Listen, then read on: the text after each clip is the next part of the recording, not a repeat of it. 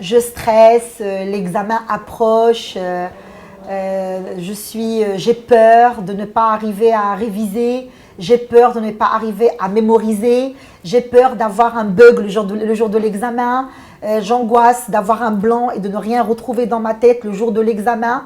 Ce sont là toutes les expressions et toutes les plaintes que l'on entend de façon systématique chez les camarades, chez les élèves ou chez les étudiants quand les examens approchent.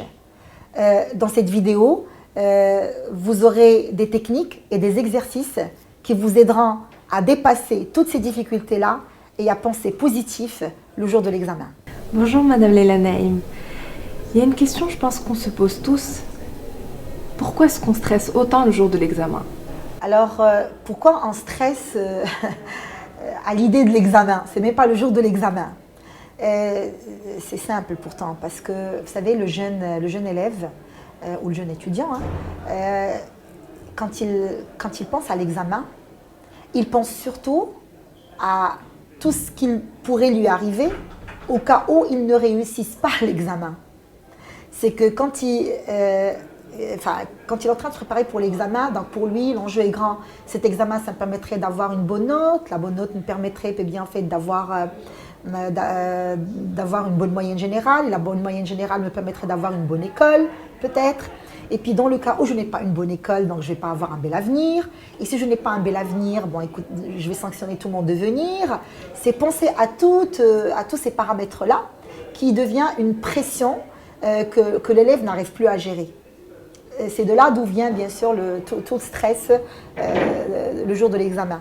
Donc ce qu'il faut tout simplement, c'est de ne pas penser à cette pression-là en fait.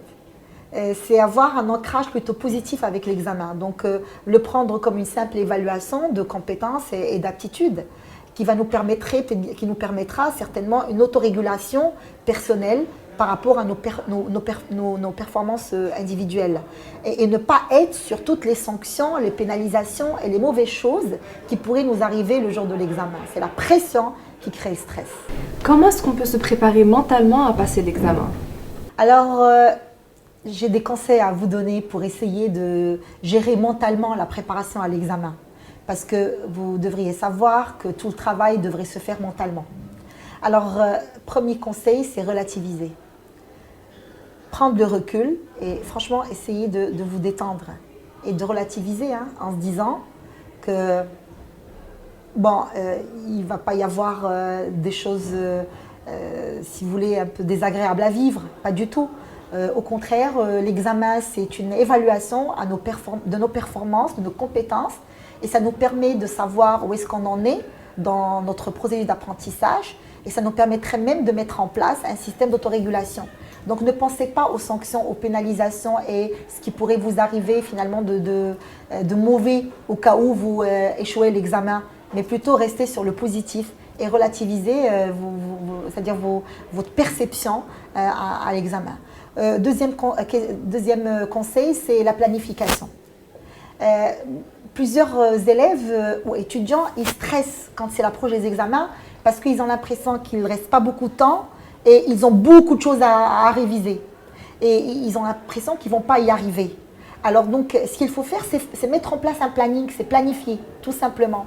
Alors quand tu planifies, tu vas t'organiser de manière à ce que tu aies le temps pour toutes les matières, tout en prévoyant un temps pour le repos ou pour les pauses. Mettre en place un mind planning et puis essayer surtout par exemple, de consacrer une journée pour chaque matière, de façon à ce que sur 7 jours, tu aurais peut-être bien fait de réviser les 7 matières que tu as révisées.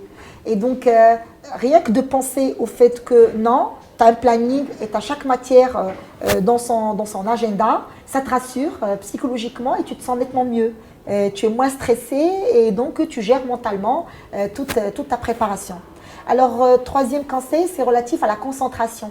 Alors, beaucoup d'élèves, ils n'arrivent pas à se concentrer le jour de l'examen ou alors se concentrer quand ils sont en train de réviser.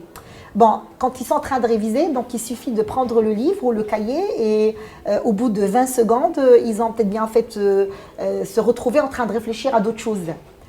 Pareil, peut-être bien fait des fois carrément en salle d'examen. Alors, il y a un exercice tout simple que je pourrais vous proposer aujourd'hui. C'est de rester au calme, bien tout seul, et essayer de fermer les yeux. Et en fermant les yeux, essayez de penser à un objet matériel. Un stylo, une règle, une pomme. Et quand vous êtes en train de penser à cet objet matériel, essayez vraiment de tout oublier, tout évacuer de votre esprit et gardez l'attention uniquement sur cet objet-là. Et essayez d'entendre les sons qui émanent de cet objet-là. Essayez de développer la sensation du toucher, au toucher que vous avez par rapport à cet objet-là. Essayez franchement d'être en connectivité avec votre esprit et puis de cerner l'objet en le visualisation, mais surtout en écoutant les sons qu'il dégage et le toucher qu'il dégage.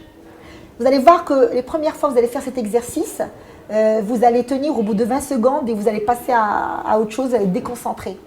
Persévérez, continuez. Au bout d'une semaine, vous allez arriver à le faire pendant 5 minutes. Au bout de 2 semaines, vous arriveriez à le faire pendant 8 minutes. Et si vous arrivez à le faire pendant 8 minutes, vous avez compris l'exercice. C'est comme ça que ça va se passer. Donc, vous êtes en train de développer votre potentiel pour la concentration. Vous êtes en train de vous entraîner sur la concentration. Un quatrième conseil, c'est plutôt la visualisation. Alors, quand vous êtes en train de vous préparer à l'examen, essayez d'imaginer le jour de l'examen et imaginez-vous le jour de l'examen en train de répondre facilement aux questions. Vous lisez les questions, c'est des questions que vous reconnaissez facilement et pour lesquelles vous avez les réponses qu'il faut et puis vous répondez facilement aux questions. Essayez aussi de vous visualiser en sortant de l'examen, vous rencontrez vos amis, vous partagez avec eux, il y a une joie, vous êtes très content, vous êtes fiers de vous, vous êtes satisfait. Essayez de visualiser votre discours, alors votre langage ou votre communication avec vos parents après l'examen et vous racontez votre réussite de l'exercice.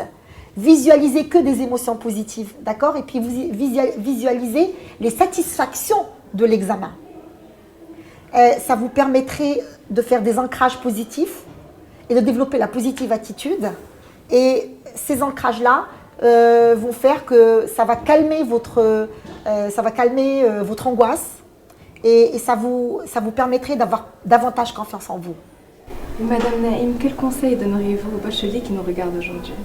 Mon conseil pour tous ceux qui regardent cette vidéo aujourd'hui, c'est de commencer par lâcher toute la spéculation mentale autour de la chance ou autour de la poisse. Assumez la responsabilité de votre réussite et donnez-vous les moyens de réussir, à commencer par la motivation. Prenez en charge les actions dont l'objectif est de vous auto-motiver, développer l'attitude positive et surtout réviser, planifier et surtout réviser. Et vous allez voir que c'est ça la première marche vers l'excellence et la réussite.